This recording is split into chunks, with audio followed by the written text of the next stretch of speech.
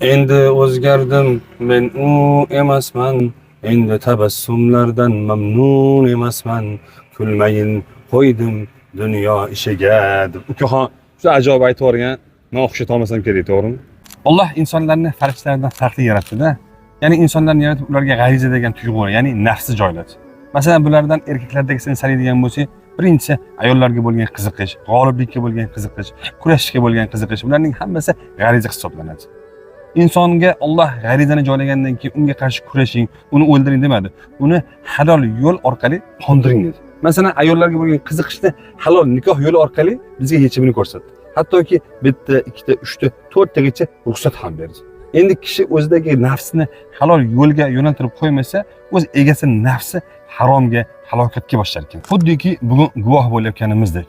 O'zlarini diniy xatlarni tanitib, mashhurlikka erishib, yoshlarga namuna bo'lib kelayotgan ba'zi bir insonlar bugun g'ariza, ya'ni mashhurlik g'arizasimi, g'oliblik g'arizasimi, kurash g'arizasimi, qaysi birigadir ergashib, o'zlarini harom, fahsh, qimor aralashgan janglarda sinab ko'rishni xohlashibdi. Bir tarafdan namunalik insonlik ko'rinishadi. Ikkinchi tarafdan esa millionlagan yoshlarni fahsh, qimor, bozor tomon yetaklashyapti.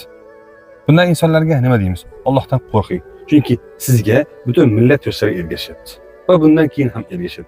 Siz bu yoshlarga yaxshi tarafdan o'rnak ham bo'lishingiz mumkin edi. Lekin ming afsuslar bo'lsinki, siz ham bu fitnaning qurboniga aylanibsiz. Millatimiz yoshlariga esa aytamizki, bizning bobolarimiz pul, mansab, obro' uchun qafaslarda urushmagan.